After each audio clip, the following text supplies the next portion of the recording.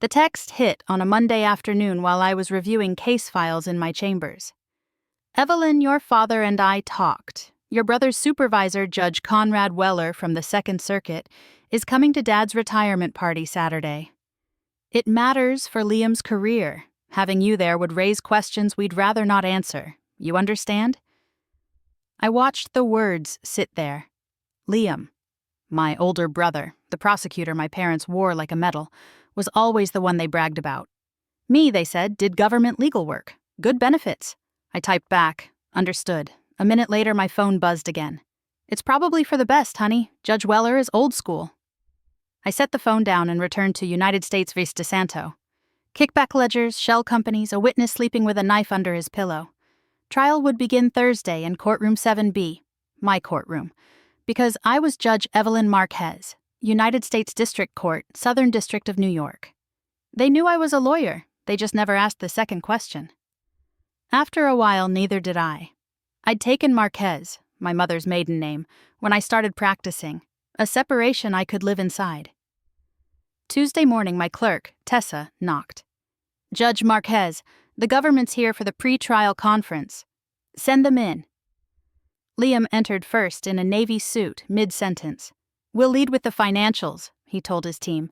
Judge Marquez runs tight, so we stay precise. What reputation is that? I asked. He looked up. His face emptied for 3 seconds, then filled itself with professionalism. Your Honor, Liam Pierce for the United States. Sit, Mr. Pierce, I said, calm as law. Let's be precise. Behind him, his colleagues took their seats. I clicked my pen and began. I ran the conference briskly. Motions, exhibit lists, a warning about theatrics. Liam answered cleanly, but his eyes kept snagging on me. When the others filed out, I said, Stay. The door shut. You can move for recusal, I told him. If you think this is improper. He rubbed a thumb over his wedding band he didn't wear anymore. We're not close, he said. You'll be impartial. And you? I asked. I'll do my job, he said. I didn't know you were a judge. You didn't ask, I replied. He exhaled, shaky. Saturday, Dad's party. He said you shouldn't come, because Judge Weller's there. I saw, I said. I'm not coming. I'm sorry, he whispered. In courtroom 7B, I said. You're Mr. Pierce. He nodded once and left. Thursday came cold and bright. I stepped onto the bench at 8:55. The room rose, then sank into silence. DeSanto sat rigid. Liam's team lined up binders.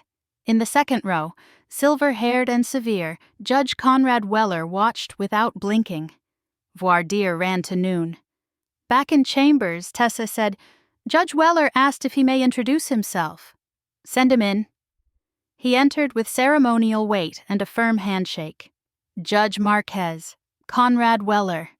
He praised my jury work, then said, almost warmly, I'm in town for Robert Pierce's retirement. Liam speaks highly of his family. Kind of you, I said. Weller's gaze sharpened. He told me he had no siblings. I exist, I said. His eyes dropped to my nameplate. Marquez, he murmured. And before that, Pierce. Understanding hit, anger followed. So they kept you off the guest list, he said quietly, in front of me. They didn't keep me off, I said. I stayed off. Same result. Weller's jaw tightened. You will not be erased in my presence. He rose. I'm going to that party, and I'm going to name you properly. Saturday night, I ate noodles on my couch, phone face down like a closed file. At 7:18, it started buzzing anyway. Liam. Evelyn, what the hell? Weller just told Dad you're a federal judge. Dad. Is this true? People are asking. Mom, why didn't you tell us? I poured wine and let their messages stack up. The urgency felt less like love than damage control. How to answer strangers when the story they'd rehearsed snapped.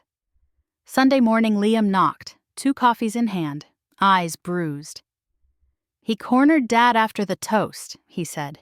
Pulled up your confirmation, asked why you weren't there. You told him you were an only child, I said. Liam swallowed. I told him what made me look good. I'm sorry, I should have looked. I took one coffee. Looking is a practice, I said. Start now. He nodded, and I believed him barely today. 3 weeks later, the jury returned guilty on every count. Weller caught me in the corridor. Exact work, he said. And for the record, your father has been introducing you correctly. That Sunday, I met my parents near the courthouse. Dad arrived early, hands folded like he was waiting to be sworn. Tell me, he said, voice thin.